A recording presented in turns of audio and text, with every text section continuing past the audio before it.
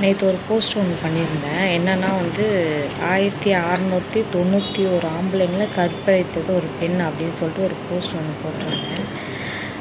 இந்த சம்பவம் எங்கே நடந்திருக்குன்னா சைனாவில் தான் நடந்திருக்கு.